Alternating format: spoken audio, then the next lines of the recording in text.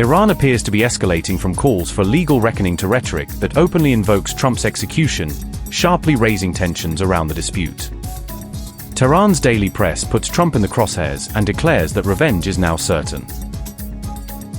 An Iranian newspaper has splashed the U.S. president inside a sniper scope on its front page in a chilling escalation. Trump appears in a sniper's crosshairs, fueling a fresh assassination scare ahead of Khamenei's funeral. An Iranian newspaper on June 30th published a front page prominently featuring U.S. President Donald Trump. Trump was shown framed inside a sniper scope's crosshairs under the headline, "Revenge is certain." The cover reportedly attributed the message to Supreme Leader Mujtaba Khamenei. The paper also carried the subheading, "War criminals must be confronted," according to reports. The edition reportedly included comments from senior clerics calling for retaliation. The retaliation reference appeared linked to the killings of Iranian leaders during the U.S. Israeli war. Hamshari is described in reports as one of Iran's highest circulation daily newspapers.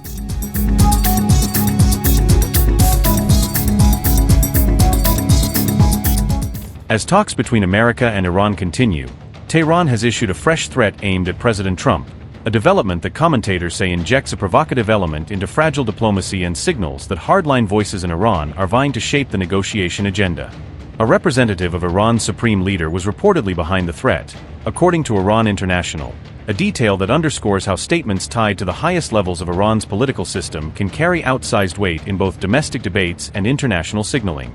A senior Iranian hardline commentator demanded that the U.S. president be handed over to Iran for trial, an extraordinary call that, while likely rhetorical, reflects the intensity of anger among elements of Tehran's political establishment and their appetite for dramatic reprisals. Hossein Shariatmadari made the demand in an article published in the Tehran newspaper, using the influential conservative outlet to broadcast a hardline position and to press negotiators to adopt a confrontational posture toward Washington.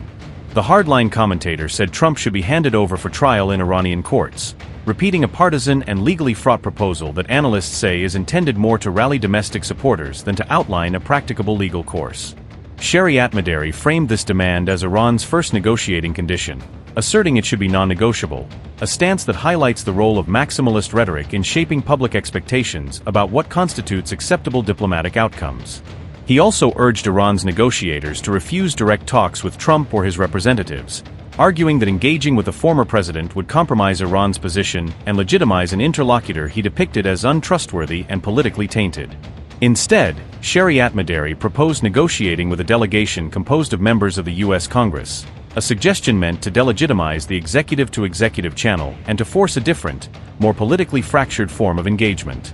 An aide to Mojtaba went further, asserting that any avenging of the supreme leader must take place on American soil, a provocatively worded claim that appears designed to signal a willingness to pursue symbolic or retaliatory actions in response to perceived offenses.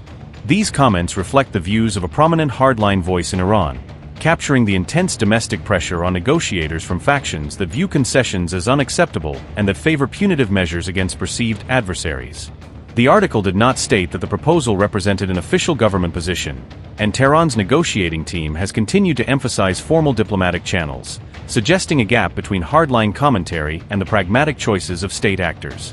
The remarks come amid continuing debate over the future of United States and Iran negotiations, highlighting how internal political contestation in Tehran could complicate efforts to secure a stable and enforceable agreement with Washington.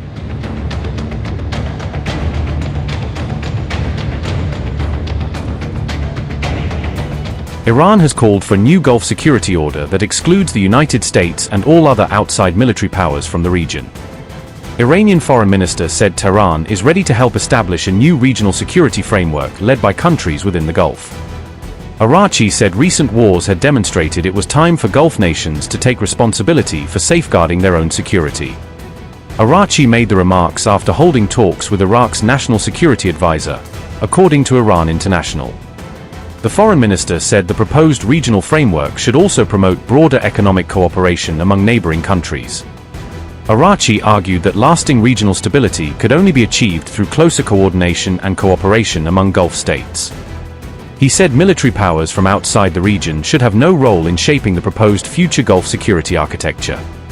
Tehran presented the proposal as a lesson drawn from the region's recent security crises and repeated military confrontations.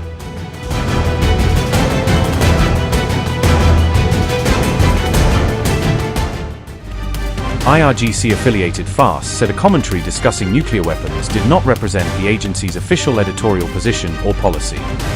The agency said the article appeared in its user-generated content section and should not be interpreted as an official FARS position. The clarification came after the commentary claimed Iran had no alternative but to obtain a nuclear weapon for deterrence. The article argued nuclear deterrence was the only effective way to eliminate the military option against Iran.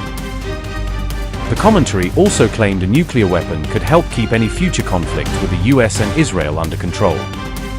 The article surfaced as the United States and Iran continued exchanging military strikes amid tensions over the Strait of Hormuz. Subsequently, the Wall Street Journal reported U.S.-Iran talks in Switzerland had stalled as hostilities between both sides intensified.